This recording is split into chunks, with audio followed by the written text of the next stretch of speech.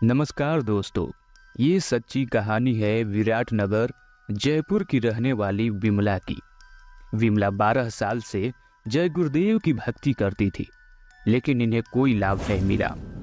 लेकिन जब संत रामपाल जी महाराज जी से नाम दीक्षा लिया तो इनके साथ जो हुआ वो सुनकर आप दंग रह जाएंगे। वेदों में लिखा है कि परमात्मा अपने सच्चे भक्त की आयु बढ़ा देता है।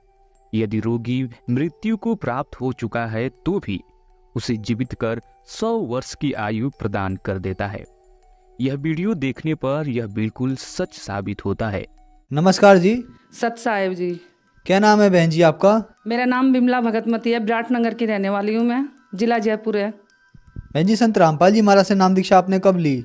2012 में 7वां महीने 27 तारीख को। संत रामपाल जी महाराज से नाम दीक्षा लेने से पहले क्या आप कोई भक्ति साधना भी करते थे? जय गुरुदेव की भगत थी मैं। 2001 से नाम लिया, 12 साल भक्ति की है मैंने जय गुरुदेव की। सुबह शाम भक्ति करते थे, कान में ऐसे लगा के और बंद करके चद्दर ओढ़ के भक्ति करते थे। 5 नाम काल के थे और शाम सुबह बस ऐसे ही आरती चलाते थे। कोई सत्संग नहीं था, कोई कुछ नहीं था और काल की भक्ति करते थे हम। मेरे पति भी चल बसे थे, सऊदी अरब गए थे नौकरी करने और वहाँ पे ही मार दिया था किसी ने। तो मेरे को 4 महीने तक पता नहीं लगा था, कोई चीज़ का पता नहीं था। ऐसे कहते थे मेरे को मेरे जेठ भी कि क्या बोलते हैं कि वो तो अभी आईसीयू में है और ये गैस की उससे टैंकर फट गया है ड्यूटी पे और आईसीयू में कंपनी इलाज करवा रही है। मेरे को ये बताते थे, बता के और मेरे को 4 महीने निकाल दिए और बहुत हानि हुई है। कभी लड़ाई झगड़े हो रहे हैं, कभी कर्ज में डूब रही हूँ मैं और कोई शांति नहीं हुई थी। गली मोहल्ले वाले सब लड़ाई झगड़ा करते थे, गाली गलौज बकते थे, डंडे ले लेके आते थे मारने के लिए। जय गुरुदेव के सत्संग भी कराती थी तब भी गालियाँ बकते थे। कोई लाभ नहीं हुआ मेरे को। बहन जी, आपने बताया कि जय गुरुदेव की भक्ति से आपको कोई लाभ नहीं मिले। आपके पति सऊदी अरब काम करने के लिए गए थे, वहाँ उनकी डेथ हो गई, आपको 4 महीने तक डेड बॉडी भी नहीं मिली। तो फिर संत रामपाल जी महाराज की शरण में आप कैसे आए? भगत जी थे, उनके घर दंडोत करने गई। मेरे को एकदम से परमात्मा की दया हुई, संत रामपाल जी की। पता नहीं कैसे चले गई मैं, मेरे को पता भी नहीं था। पागलों की तरह घूमती घूमती पागल हो रही थी मैं, रोती रहती थी रात दिन और मेरे को कुछ नहीं दिखता था, कुछ भी अच्छा नहीं लगता था। पानी पीती थी, सिर्फ 40 दिन तक मैंने पानी के सत रही थी मैं और अंदर ही अंदर घर में लेटी रहती थी, बैठी रहती थी, कुछ भी नहीं दिखता था मेरे को और ऐसे पागलों की तरह रोती रहती थी। मेरे पास कोई नहीं, मेरे को कोई सहारा देने वाला नहीं था, कुछ नहीं था, कोई नहीं बताया मेरे को। आके बैठ जाते थे, चले जाते थे सब।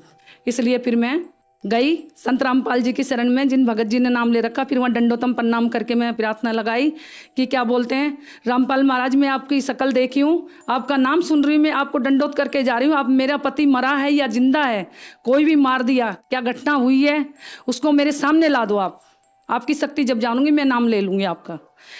ठीक है जी। फिर उसके बाद गुरु जी को प्रार्थना, रामपाल महाराज को प्रार्थना करके आई सिम्मू भगत जी के घर पे।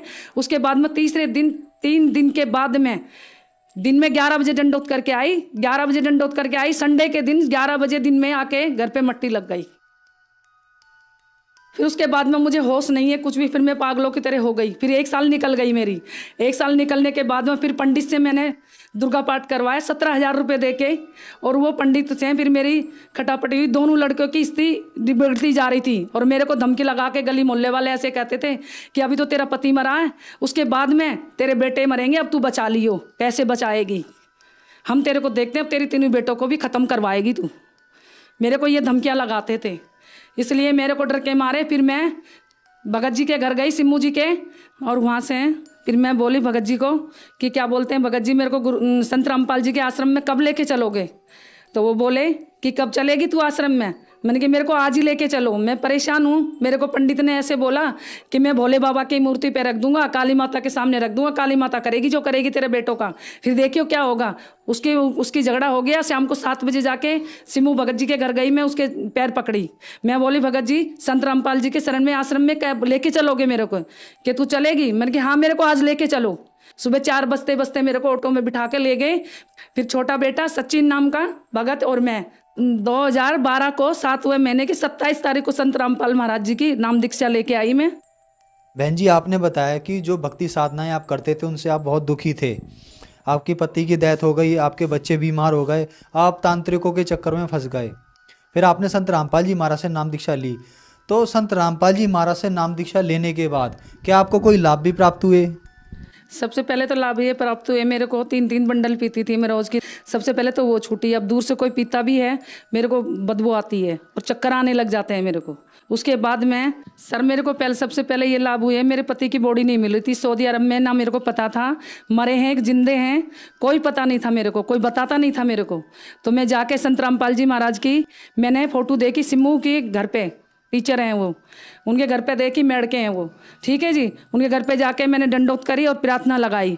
संडे के दिन में 11 बजे, शुक्रवार को दंडोत करी मैंने, प्रार्थना लगाई इनको, और संडे के दिन में 11 बजे आके मेरे सामने बोटी लग गई है। ये पता नहीं था मुझे मरे हैं कि जिंदे हैं, मैंने ये बोला था गुरुजी को। तो गुरुजी आप शक्तिमान हो तो मेरे को ये शक्ति दिखा दो। फिर मुझे विश्वास हुआ क्योंकि पूर्ण परमात्मा है। तीसरे दिन ही डेड बॉडी जो फंसी हुई थी वो ला दी। 4 महीने से मुझे किसी चीज़ का भेद नहीं था। उसको बाद में फिर मैं पागल सी हो गई, एकदम से रोती रहती थी पागलों की तरह। मेरे को कोई ना मेरे पास से बैठता था, ना मेरे को पूछता था, कुछ भी नहीं बोलते थे, ना मेरे को खाने के लिए पूछते थे। जो मैं पागल सी हो गई थी मेरे आदमी को मरने के बाद में, वो ठीक हुई मेरी स्थिति, उससे ठीक हो गई मैं। उसको ठीक होने के बाद में फिर कर्जे में डूबी हुई थी मैं। कर्जे में मेरे को ऐसे कहते थे कि मकान बेच के जाएगी। तो संत रामपाल महाराज जी ने दया करी, बोले बेटा मकान नहीं बिकेगा। एक बहन का लड़का था रणबीर, उसने भी नाम लिया था गुरुजों का, वो आता था मेरे पास, खर्चा डालता था। परमात्मा ने उसको शागिर्द बनाए थे, उसको पैसे परमात्मा की ऐसी दया हुई, धीरे धीरे मेहनत करके दोनों बेटों ने करी, मैंने करी मेहनत करके उसका कर्ज हमने उतार दिया। जिनका कर्ज था वो भी परमात्मा ने, संत रामपाल जी महाराज ने उतरा दिया कर्जा। कर्जे से हम बिल्कुल फारिग हो गए। कर्जे से फारिग होने के बाद में गुरुजों को बोली, गुरुजी झोपड़ी के प्लस्तर नहीं हो रहा है, गुरुजी मेरे पास तो पैसे भी नहीं है और 7,000 रुपये रखे हैं घर पे। गुरुजों ने बोला रामपाल महाराज ने कि क्या बोलते हैं बेटा 7 लाख रुपए हैं, 7,000 रुपये नहीं है, जा झोपड़ी का काम चला दे। परमात्मा तेरी साथ हैं, गुरुजी तेरी साथ हैं और तेरी दया करेंगे। खाने को दाने भी नहीं थे, खाने के लिए भी मोहताज हो गई थी, काम धंधे सब छूट गए थे।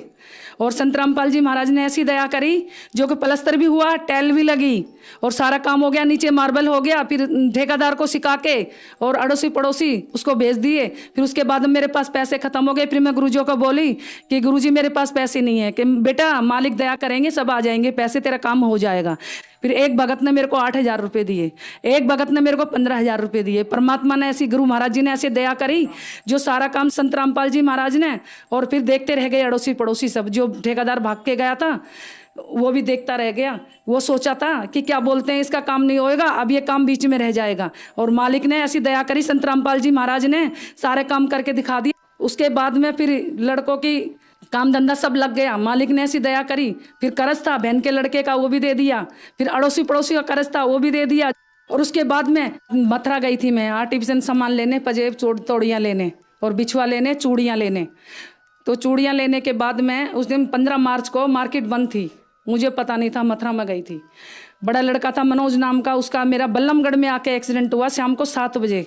जब ही लड़के को ऐसे लिटा दिए, मेरे सर पे से चद्दर उतार दिए, सोल उतार कर उसको ढक दिए और अंगूठे दोनों बांध दिए लड़के के, जैसे संसारे में बांधते हैं।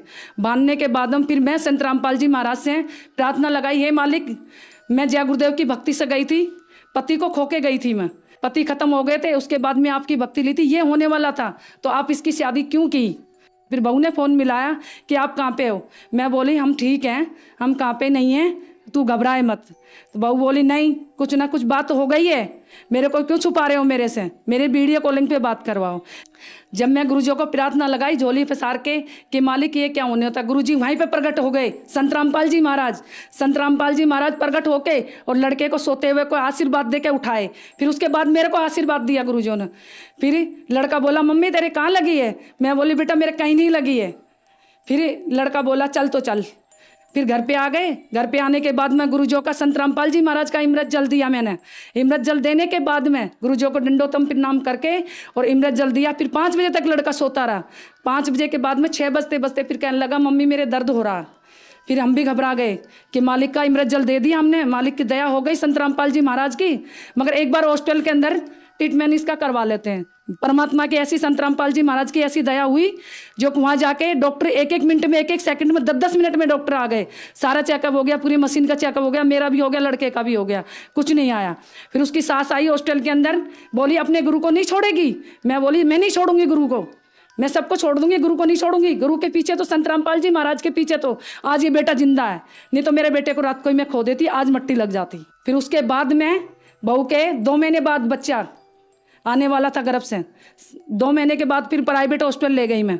बहू की हालत हो गई ज़्यादा गंभीर। हॉस्पिटल ले गई। हॉस्पिटल ले जाने के बाद में डॉक्टरों ने ऑपरेशन बोल दिया शाम को 4 बजे। रात को 2 बजे हम लेके गए हॉस्पिटल, प्राइवेट हॉस्पिटल। मेरे पास 15,000 रुपये पड़े थे, वो जमा कर ली डॉक्टरनी ने। 1 रुपये भी नहीं छोड़ा मेरे पास। लड़के को पता था, मेरे को पता नहीं था। डॉक्टर ने नहीं बोला था कि ऑपरेशन होएगा। तो मैं बोली, मैंने कि भाई मैं ऑपरेशन नहीं करवाऊंगी और गुरुजी ऐसा नहीं होने देंगे, रामपाल महाराज नहीं होने देंगे। मेरे को विश्वास है रामपाल महाराज के ऊपर, दया करेंगे जरूर, ऑपरेशन नहीं होएगा। इतनी देर में गुरुजी की आवाज़ आ गई साइड में से मेरे को। गुरुजी आवाज़ लगाए, रामपाल महाराज बेटे घर पे ले जा, मेरा बच्चा भगत जन्म लेगा घर पे ही।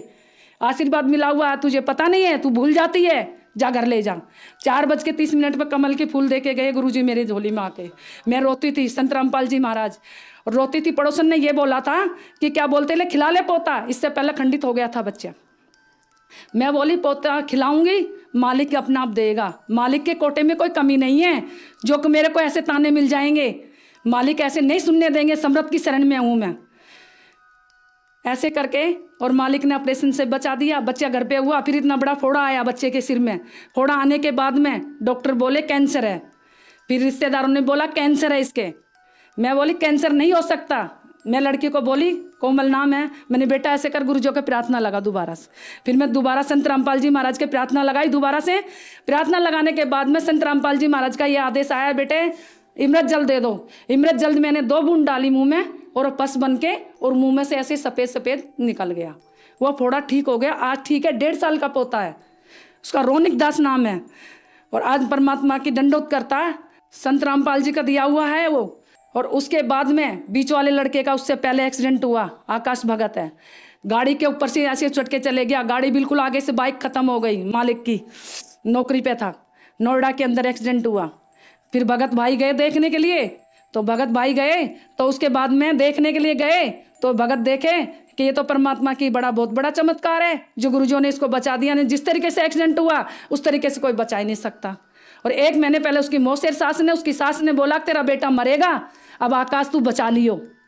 उसके बाद में 3 दफे एक्सीडेंट हुआ 2 महीने के अंदर अंदर। और आज संत रामपाल जी महाराज है जो कि आज उसको केसर दास को अपनी शरण में ले रखा। और मालिक की उसको गुरु महाराज जी की ऐसी दया, रामपाल महाराज की कोई चीज़ का खतरा नहीं है।